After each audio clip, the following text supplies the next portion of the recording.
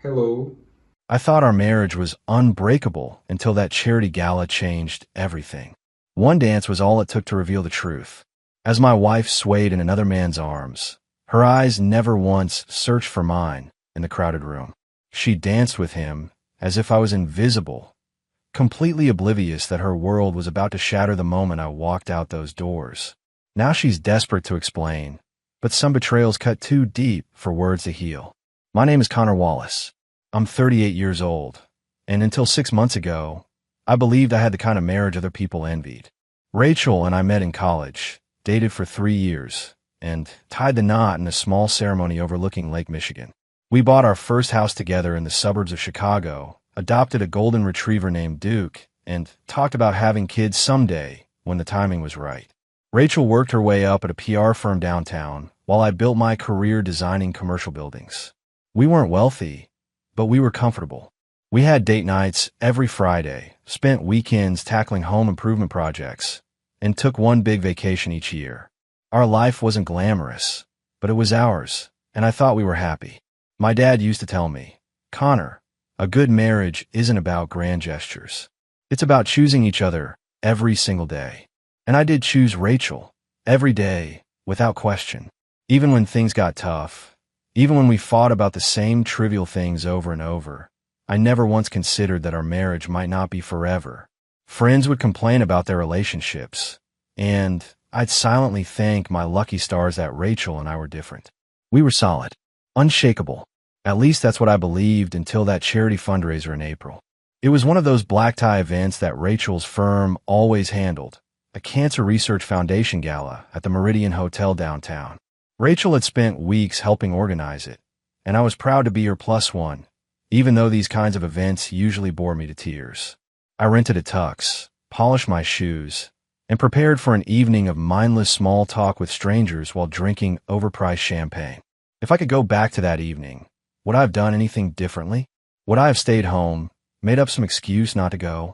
Or would I have still walked into that ballroom, blissfully unaware that my entire life was about to implode? The truth is, I don't know. What I do know is that you can't unsee what's been seen. You can't unfeel the moment when you realize everything you believed about your life was built on quicksand. And you can't pretend that the person sleeping beside you for 12 years isn't capable of destroying everything you've built together with a single dance. The Meridian Hotel ballroom sparkled that night, crystal chandeliers reflecting off polished marble floors, champagne flutes clinking, and the gentle hum of Chicago's elite discussing their latest philanthropic ventures. Rachel looked stunning in a deep blue gown that hugged her curves perfectly, her blonde hair swept up to reveal the diamond earrings I'd given her for our 10th anniversary. "You clean up nice, Wallace," she whispered, straightening my bow tie before we entered. Her perfume lingered in the air between us, familiar yet somehow distant, like a memory I couldn't quite grasp. The evening progressed predictably. I nursed the same glass of scotch while making small talk with strangers. Rachel flitted from group to group, completely in her element. Occasionally, she'd catch my eye across the room and smile, and I'd remember why I endured these events in the first place. Around 10, the live band started playing, and couples gravitated toward the dance floor. I was cornered by a retired architect who wouldn't stop talking about his glory days designing strip malls in the suburbs. Rachel had disappeared into the crowd, probably handling some last-minute crisis for the event. "Your wife does remarkable work," the man said, gesturing vaguely across the room. "The foundation's lucky to have her." I nodded politely and turned to look where he was pointing. That's when I saw them. Rachel was on the dance floor with a man I didn't recognize. Tall, dark-haired, with the kind of confidence that comes from old money or new success. His hand rested too comfortably on the small of her back as they moved to the music. It wasn't just a dance. I'd seen Rachel dance with colleagues before, professional, appropriate, forgettable. This was different. She was looking up at him with an expression I hadn't seen directed at me in years, a mixture of fascination and desire that made my stomach drop. What hit me hardest wasn't the proximity of their bodies, or even his wandering hands. It was how completely absorbed she was, laughing at something he whispered in her ear, completely oblivious to everything around them. She danced with him as if I was invisible, as if the room full of her colleagues and our mutual friends didn't exist. I waited for her to glance in my direction, to offer some acknowledgement that would ease the growing knot in my chest. But she never did. She was lost in a moment that didn't include me, with a man who clearly wasn't just a colleague. My body went cold despite the crowded room. I placed my empty glass on a nearby table and straightened my jacket. The architect was still talking, but his words were just noise now. I didn't make a scene. I didn't storm across the dance floor or demand explanations. Instead, I simply turned and walked toward the exit, wondering if she would even notice I was gone. I stood by the bar, watching Rachel and her dance partner glide across the floor. People moved around me, but I might as well have been a ghost. A waiter offered me another drink, and I accepted mechanically, never taking my eyes off the scene unfolding before me. The song changed to something slower, more intimate. This was when most casual dance partners would separate, return to their respective corners of the room. Instead, he pulled her closer, and Rachel, my Rachel, melted into him like she belonged there. I knew that look on her face. I'd seen it directed at me years ago when we were first dating, a mixture of desire and fascination, as if she couldn't quite believe her luck. Now it belonged to a stranger. Quite the event, isn't it? A voice broke through my thoughts. It was Marissa, one of Rachel's colleagues. Your wife did an amazing job putting this together. She always does, I replied, my voice surprisingly steady. Marissa followed my gaze to the dance floor. Her smile faltered. Oh, I see Adrian's here. I didn't realize he was invited. Adrian. The name hit me like a physical blow. This wasn't some random man. Rachel's dance partner had a name Marissa clearly recognized, and one that made her uncomfortable enough to quickly excuse herself. I watched them for what felt like hours, but was probably only minutes. His hand drifted lower on her back. He whispered something in her ear that made her throw her head back in laughter. His lips brushed against her neck for the briefest moment. So quick I might have imagined it, if not for the way her fingers tightened on his shoulder in response. This wasn't a first meeting. This wasn't even a flirtation. What I was witnessing was a familiar dance between two people who knew each other's rhythms all too well. I'd always prided myself on being level-headed, rational, the kind of man who didn't make scenes or jump to conclusions. But watching my wife in another man's arms, moving with a familiarity that spoke of more than friendship, something inside me cracked. I had two choices: confront them on the dance floor in front of Chicago's elite, creating the kind of scandal Rachel would never forgive, or walk away with what little dignity I'd left. I chose the latter. Setting my untouched drink on the bar, I straightened my jacket and made my way toward the exit. No dramatic gestures, no furious glances back, just one foot in front of the other until the cool night air hit my face and the sounds of the gala faded behind me. As I handed my ticket to the valet, I realized my hand was shaking. Not from anger, though there was plenty of that bubbling beneath the surface. No, they were shaking from the sudden, terrible realization that my marriage might have been over long before tonight. I just hadn't been paying attention. The valet returned with my car, and I tipped him generously, a habit Rachel always teased me about. You don't need to win friends with money, Connor, she'd say. I wondered briefly if Adrian was the kind of man who over-tipped, or if he was the entitled type who expected exceptional service without acknowledgement. I slid behind the wheel, but didn't start the engine immediately. The hotel's grand entrance was visible in my rearview mirror, guests still arriving fashionably late. I half expected, hoped, maybe, to see Rachel burst through those doors, calling my name, demanding to know why I'd left without saying goodbye. She didn't come. I drove aimlessly through downtown Chicago, the city lights blurring through the windshield as I tried to make sense of what I'd witnessed. Part of me wanted to believe I'd misinterpreted the situation, that they were just colleagues sharing a dance, nothing more. But that rational voice was drowned out by the memory of her face, of the way she looked at him, of how completely she'd forgotten my existence. Without consciously deciding, I found myself pulling into the parking lot of O'Malley's, a dive bar where Tyler and I had watched countless games over the years. It wasn't fancy, but it was comfortable and anonymous, the perfect place to nurse both a drink and wounded pride. The bar was half empty, a basketball game playing on the TV above the counter. I took a seat in the corner booth and ordered a whiskey neat. The bartender, a gruff man in his 50s who'd seen his share of men drinking alone, delivered it without unnecessary conversation. 2 drinks in, my phone buzzed. Rachel, Where are you? I've been looking everywhere. I stared at the screen, thumbs hovering over the keyboard. 2 hours. It had taken her 2 hours to notice I was gone. The charity event she'd spent weeks planning had been more important than the fact that her husband had vanished. Or maybe it wasn't the event at all. Maybe it was Adrian. I typed and deleted multiple responses before settling on the simplest one. Me out. 3 dots appeared immediately, then disappeared, then reappeared.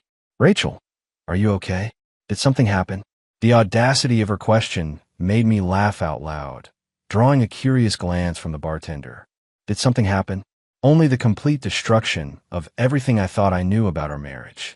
I turned off my phone without responding and signaled for another drink. Rachel hadn't bothered to check on me for 2 hours. I could give myself at least that much time before dealing with whatever lies or excuses she prepared. As I nursed my third whiskey, I realized that what hurt most wasn't just the betrayal.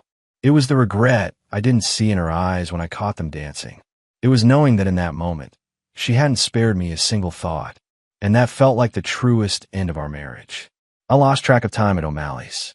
The crowd thinned as midnight approached, leaving just me, the bartender, and a couple of regulars watching the end of a West Coast game that nobody seemed to care about. My phone had been buzzing sporadically, Rachel's calls giving way to increasingly frantic texts. Another? The bartender asked, gesturing to my empty glass. I shook my head. Better not. Got any coffee? He nodded appreciatively and disappeared to brew a fresh pot. I wasn't drunk. 3 whiskeys over several hours wasn't enough to impair me, but I needed clarity. The fog of shock was wearing off, replaced by a sharp, focused anger that demanded action rather than escape. While waiting for the coffee, I finally checked my phone. 12 missed calls and a string of texts, each more urgent than the last. Rachel, are you coming back? Rachel, Connor, please answer me. Rachel, I'm getting worried. At least let me know you're safe. Rachel, please come home so we can talk. Rachel, I'm leaving the gala. I'll be home in 20. The last message had been sent over an hour ago. She was probably at home now, waiting. I imagine her pacing our living room in that blue dress, rehearsing whatever explanation she concocted. The thought made my stomach turn. The coffee arrived, strong and black. I thanked the bartender and considered my options. I could go home and confront her, but what would that accomplish tonight? We'd argue, she'd cry, I'd yell, or, worse, forgive her without understanding what I was forgiving. No, this conversation required daylight and sobriety from both of us. I pulled out my phone again and called the one person I knew would answer, no matter the hour. Connor. Tyler's voice was alert despite the late time. Everything okay, man? Not really. Can I crash at your place tonight? There was a brief pause. Yeah, of course. Rachel okay? The genuine concern in his voice nearly broke me. She's fine. We're not. I'll explain when I get there. 20 minutes later, I was sitting on Tyler's couch with a fresh cup of coffee, recounting what I'd witnessed at the gala. Tyler listened without interruption, his expression darkening as I described the dance, Adrian, and Rachel's complete disregard for my presence. Jesus, Con, he finally said, are you sure it wasn't just? Don't. I cut him off. Don't try to rationalize it. You didn't see them together. Tyler ran a hand through his hair. Okay, I believe you. So what's your plan? I don't know, I admitted. I need answers before I decide anything. You think she'll give you the truth? It was the question I've been avoiding all night. Probably not initially, but I'll know if she's lying. My phone buzzed again, another text from Rachel. Rachel, please just let me know you're safe. I'm worried sick. I typed a quick response. Me, I'm safe. Staying at Tyler's. We'll talk tomorrow. 3 dots appeared immediately, then disappeared. A full minute passed before they reappeared. Rachel, I'm sorry. 2 simple words that confirmed everything while explaining nothing. You can take the guest room, Tyler said, watching me stare at the screen. It's not much, but the bed's comfortable. I nodded gratefully. Thanks. I might not sleep much anyway. Want me to come with you tomorrow? When you talk to her? The offer touched me. No, but thanks. This is something I need to do alone. As I lay in Tyler's spare bedroom that night, staring at the ceiling, I kept thinking about those 2 words. I'm sorry. Not, it wasn't what it looked like. Or, you misunderstood. Just sorry. Sorry for what, exactly? For dancing with him? For letting me see it? or for whatever had been happening between them long before tonight. I had a sinking feeling I already knew the answer. Morning arrived with unwelcome brightness, streaming through Tyler's guest room blinds. I'd slept maybe 3 hours. My dreams a confused jumble of ballroom dancers with Rachel's face in Adrian's hands. My phone showed 6 more missed calls from Rachel and a text from Tyler letting me know he'd left for his morning run, but that there was coffee in the kitchen. I showered, borrowed a clean t-shirt from Tyler's drawer, and faced the mirror. The man staring back looked older somehow, as if the events of the past 12 hours had accelerated time. Dark circles shadowed my eyes, and stubble roughened my jaw. I looked exactly like what I was, a man whose life had just been upended. The coffee helped clear my head, and by the time Tyler returned, I had a plan. Not a good one, perhaps, but a plan nonetheless. "You look like hell," he observed, grabbing a water bottle from the fridge. "Feel like it too. Thanks for letting me stay." Tyler leaned against the counter. "Anytime. You heading home now?" I nodded. "Need to get answers. And if you don't like what you hear?" It was the question I'd been turning over all night. "Then I'll have to decide what's worth saving." Tyler clapped me on the shoulder. "Call me later? Let me know you're okay." I promised I would and left, the drive home passing in a blur of rehearsed questions and anticipated answers. What would Rachel say? Would she deny everything? Minimize it? Confess immediately? Each possibility came with its own kind of pain. Our house looked exactly the same as I'd left it yesterday. A cruel reminder that life-altering revelations don't change physical reality. Rachel's car was in the driveway. I sat in mine for a moment, gathering courage, before finally walking to the front door. I found her in the kitchen, still in her pajamas, clutching a mug of tea. She looked up when I entered, her eyes red-rimmed and swollen. She'd been crying. "Connor," she said, her voice hoarse. "Thank God. We need to talk," I said flatly, remaining standing even as she gestured toward a chair. "I know." She set down her mug. "About last night." "Who's Adrian?" I interrupted. Her face went pale. "How do you?" "Doesn't matter." "Who is he, Rachel?" She took a shaky breath. "He works with the foundation. We met a few months ago during the planning stages for the gala. And nothing. We're colleagues. Friends." I laughed bitterly. "Try again. Friends don't dance the way you two were dancing." "It was just a dance, Connor. You're overreacting." There it was, the minimization I'd expected. A dance so captivating you didn't notice your husband walking out of the room. I was busy. It was work. I had responsibilities, including responsibilities to the strange man with his hands all over you. Color rose in her cheeks. "That's not fair." "No, what's not fair is watching my wife look at another man the way she used to look at me. What's not fair is realizing I've been missing signs for God knows how long." I took a deep breath. "I'm only going to ask this once, and I want the truth. Is there something going on between you and Adrian?" Rachel's eyes dropped to the floor, and in that moment, before she even spoke, I had my answer. "I don't know how to define it," she finally said, her voice barely audible. "Have you slept with him?" The question burned my throat. "No. God, no. It's not like that." "Then what is it like, Rachel? Help me understand." She looked up, tears streaming down her face. "He makes me feel seen. Important. The way you used to before work and routine and mortgage payments became our entire relationship." Her words hit me like physical blows. Not because they were cruel, but because hidden within the accusation was a truth I couldn't deny. We had become comfortable, predictable. I had taken our marriage for granted, assumed it would always be there. But so had she. "He makes you feel seen." I paced the kitchen, unable to stay still. "And that justifies everything. What about our vows, Rachel? What about the life we've built?" She flinched. "I'm not justifying anything. I'm trying to explain how things evolved." "Evolved," I repeated, like some natural process I should have expected. "That's not what I meant."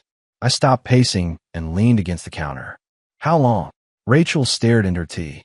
"We met 4 months ago at the Foundation's planning meeting. It was just professional at first. And then we started having coffee after meetings. Then lunch. We'd talk about everything. Work, dreams, frustrations. Things I used to talk to you about before you became so absorbed in that downtown project." The accusation stung, partly because there was truth to it. I had been working longer hours on the lakefront tower development, coming home exhausted, often missing dinner. But that didn't excuse what she'd done. So it's my fault you developed feelings for another man. No. Her eyes flashed. I'm not blaming you for my choices. I'm telling you how it happened. Has he been in our house? The thought made my skin crawl. In our bed? God, no. Connor, I told you it wasn't physical. Yet, I added, it wasn't physical yet. She had no response to that. I rubbed my hand across my face, feeling the stubble scratch my palm. I need to know everything, Rachel. No more half-truths. Over the next hour, Rachel detailed her relationship with Adrian Thompson, a 38-year-old financial advisor who volunteered with the Cancer Foundation in honor of his late mother. They'd started with innocent coffees that turned into long lunches, then text messages throughout the day, phone calls on her drive home, inside jokes, shared secrets, an emotional affair in everything but name. He knows you exist, she said quietly. I talk about you. How considerate, I replied bitterly. Does he know I saw you two last night? That I walked out while you were in his arms? She shook her head, tears falling freely now. I didn't realize you'd left until the event was winding down. When I couldn't find you, I thought maybe you'd stepped outside for air or gone to the hotel bar. And when I didn't answer your calls, your texts, I panicked, she whispered. I knew then that you must have seen us. That's when I realized how it would look to you. How it would look, I said flatly. Not how it was. Connor, please. Have you told him about last night? About this conversation? She hesitated, which was answer enough. You've spoken to him today. It wasn't a question. He texted to make sure I got home safely, she admitted. I told him you weren't here when I got back. Did you tell him why? Another hesitation. Yes.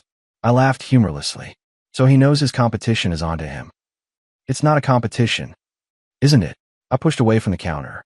Because from where I'm standing, it sure as hell feels like one. And apparently, I've been losing for months without even knowing I was playing. The question hung in the air between us. Was my marriage over? Was I ready for it to be? I need time to think, I said finally. And space. Rachel's eyes widened. What does that mean? It means I'm not sure I can sleep in the same house with you right now, knowing you've been sharing parts of yourself with another man for months. Connor, please. We can work through this. People recover from these things all the time. Some do, I acknowledged. But I'm not sure I want to. She flinched as if I'd struck her. You don't mean that. Don't tell me what I mean. My voice was frighteningly calm. You lost that right when you decided our marriage wasn't enough for you. I moved past her toward our bedroom, pulling the suitcase from the closet. The same one we'd used for our anniversary trip to Michigan just 6 months ago. Rachel followed, hovering in the doorway as I methodically packed enough clothes for a week. Where will you go? She asked, her voice small. Tyler's, probably. Or a hotel. I haven't decided. For how long? I closed the suitcase and turned to face her. I don't know, Rachel. I honestly don't know if I'm coming back at all. She started crying again, but I felt strangely detached from her tears. They seemed hollow after everything she'd revealed. Was she crying because she was genuinely sorry? Or because she'd been caught? Because she feared the consequences of her actions? What about Adrian? I asked. Will you keep seeing him while I'm gone? She looked stricken. No, of course not. Why not? If he makes you feel so understood, so seen, why deprive yourself just because your husband found out? Because I love you, she whispered. I never stopped loving you. The words should have comforted me. Instead, they made me angry. That's not love, Rachel. Love doesn't seek attention from other men when things get difficult. Love doesn't hide text messages and secret lunches. Love doesn't slow dance with someone else while your husband watches. I lifted the suitcase off the bed. I'm going to grab some things from the bathroom. Then I'll be gone. Can we at least talk before you make any final decisions? Please. Maybe with a counselor. I paused at the door. Maybe. But not today. 10 minutes later, I was loading my suitcase into my car. Rachel stood on the porch, arms wrapped around herself, watching me prepare to leave our life together. For a moment, I almost weakened. Almost told her we'd figure it out. Almost walked back up those steps and into the arms that had held another man just hours before. Instead, I got in my car and drove away, watching her figure grow smaller in my rearview mirror until she disappeared completely. As I turned onto the main road, my phone buzzed with a text. I expected it to be Rachel with another apology or plea. Instead, it was Tyler. How'd it go? You okay? I typed a quick response. She admitted everything. Heading to you now. We'll explain when I get there. His reply came immediately. Doors open. Beer's cold. Take your time. For the first time since the gala, I felt something other than anger or hurt. Gratitude. At least in this storm, I wasn't completely alone. The hotel room had become my temporary home. After 3 days at Tyler's, I decided I needed more space, both physical and emotional. The Marriott downtown wasn't fancy, but it was clean and anonymous, with a decent bar in the lobby where I could nurse a whiskey while contemplating the ruins of my marriage. Rachel had texted daily, alternating between apologies, updates about mundane household matters, and increasingly desperate pleas for us to talk. I'd responded only to practical questions, maintaining a wall of silence that I knew was hurting her. Maybe that was the point. A week after walking out of her house, I was sitting at the hotel bar when my phone lit up with a familiar name, Tyler. Hey, I answered. Just checking in, he said. Haven't heard from you in a couple days. I'm alive. Surviving.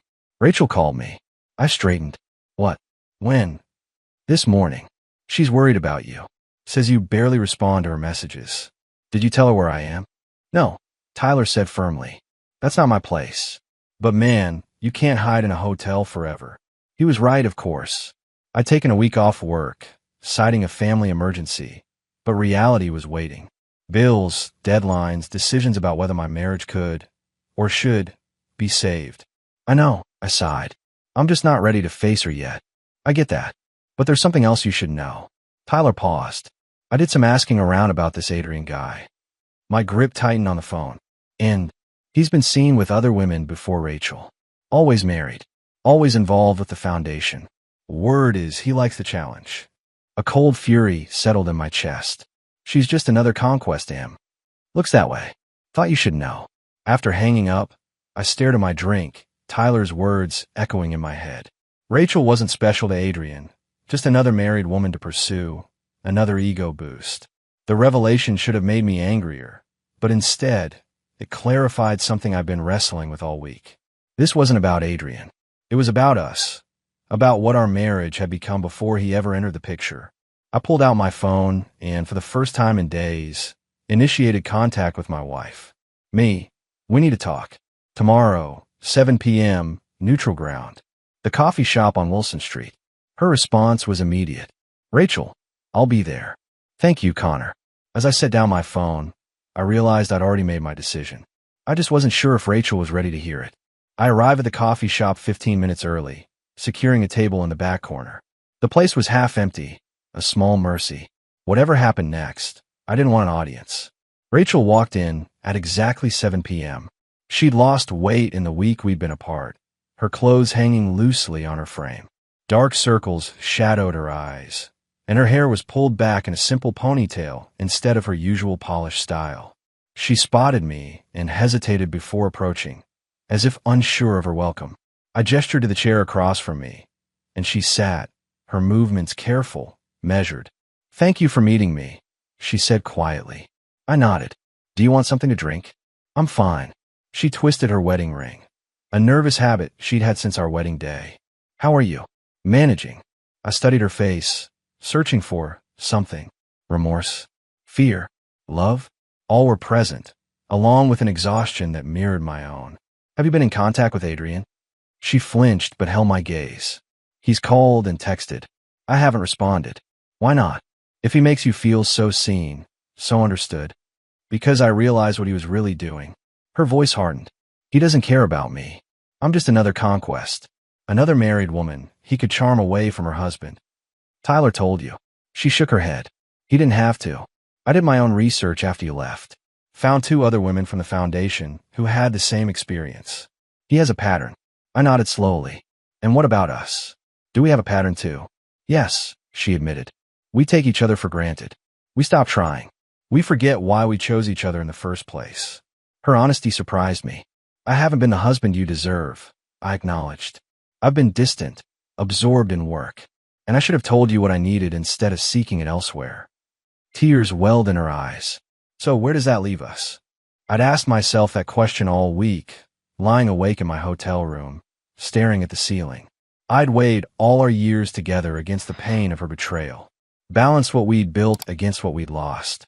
I don't know if I can trust you again, I said finally. but I don't know if I'm ready to throw away 12 years either. What are you saying?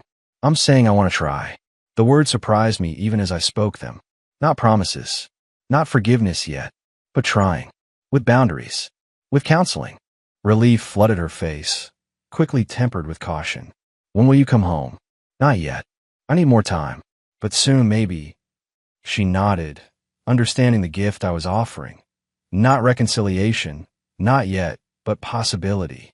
A door left slightly ajar instead of slammed shut. As we walked out of the coffee shop into the cool Chicago evening, Rachel stopped under a streetlight, her face half in shadow. I love you, Connor. I never stopped, even when I lost my way. I didn't say it back.